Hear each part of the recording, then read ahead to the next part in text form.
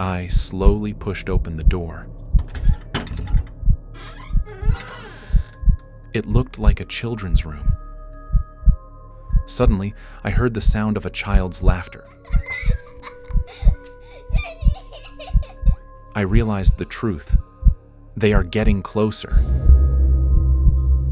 I feel their cold breath surrounding me.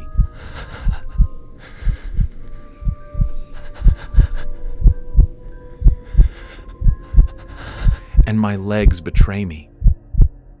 I am trapped. My name is Robert. I am 36 years old. And this is my story. I never expected that night to change my life forever. I had always mocked ghost stories and supernatural phenomena, but what happened in that abandoned house forced me to rethink everything I believed.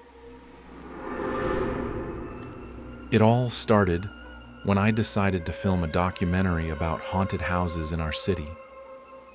My choice fell on an old house at the end of a dark street, abandoned for over 20 years, following a mysterious incident that led to the disappearance of the entire family who lived there.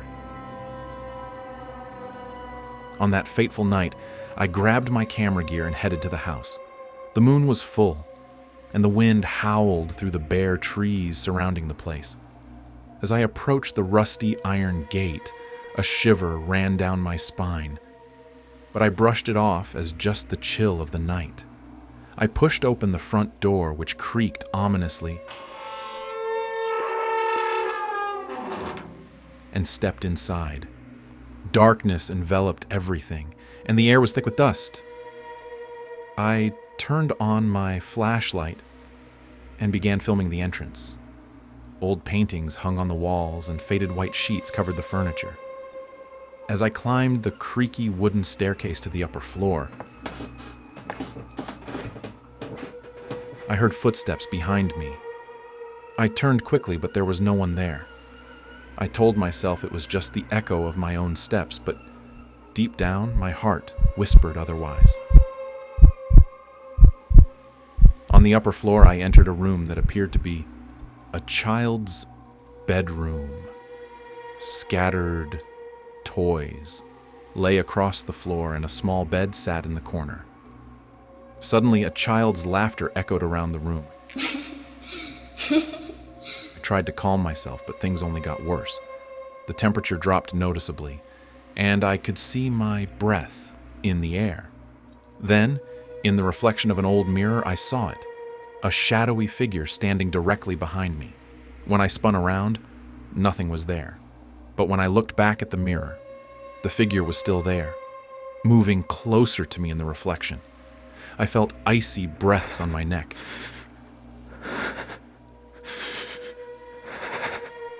I tried to run, but my legs were paralyzed with fear. Suddenly, a voice whispered my name. It was the voice of an old woman, coming from everywhere and nowhere at once. "We've been waiting for so long," the voice said. "We know why you're here, and you will not leave." I tried to run toward the door, but every door in the hallway began slamming open and shut violently.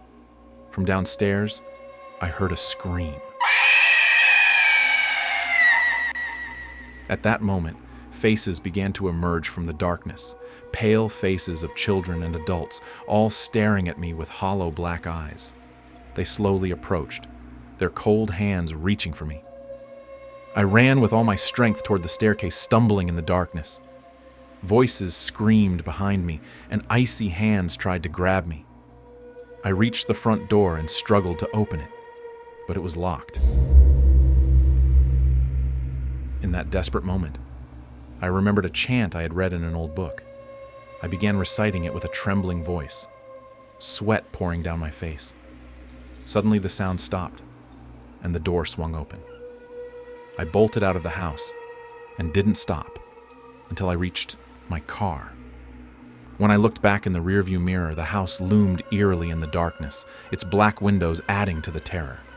To this day, I can't sleep in the dark. Sometimes I still hear those voices in my dreams.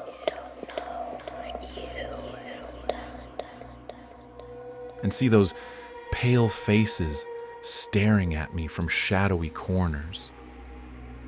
Every time I pass by that house, I feel it waiting for me, waiting for my return.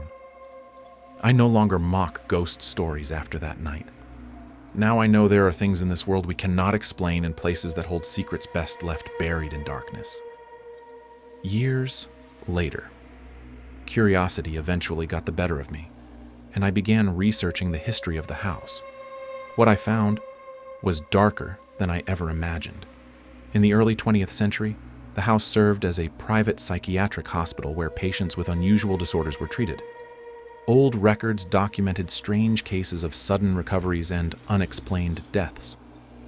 What intrigued me most was an article I found in a local newspaper archive. In 1923, a prominent psychiatrist working at the hospital vanished along with 5 of his patients in a single night. They were never found, but witnesses reported seeing strange lights and hearing inhuman sounds that evening.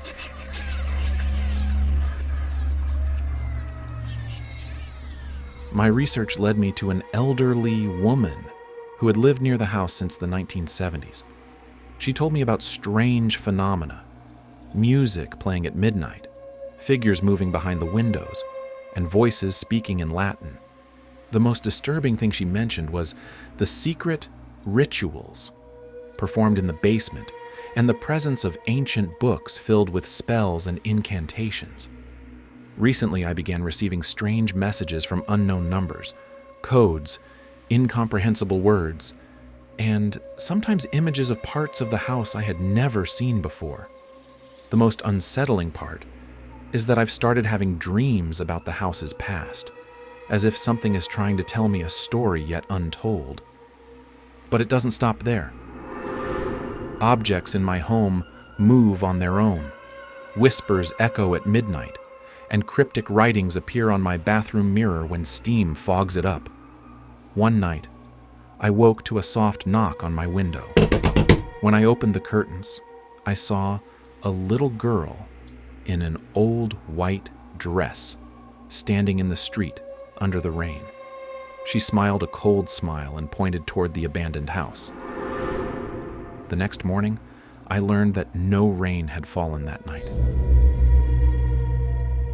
Something compels me to continue digging deeper, as if a greater truth awaits discovery. But I can't shake one haunting question. Am I prepared to face it? Every time I try to walk away from this mystery, something pulls me back. It feels like the house itself refuses to let me go. And on some nights, when I look out my bedroom window, I see a faint light glowing in the windows of the abandoned house, as if it's calling me back, waiting for me to finish the story I started that fateful night.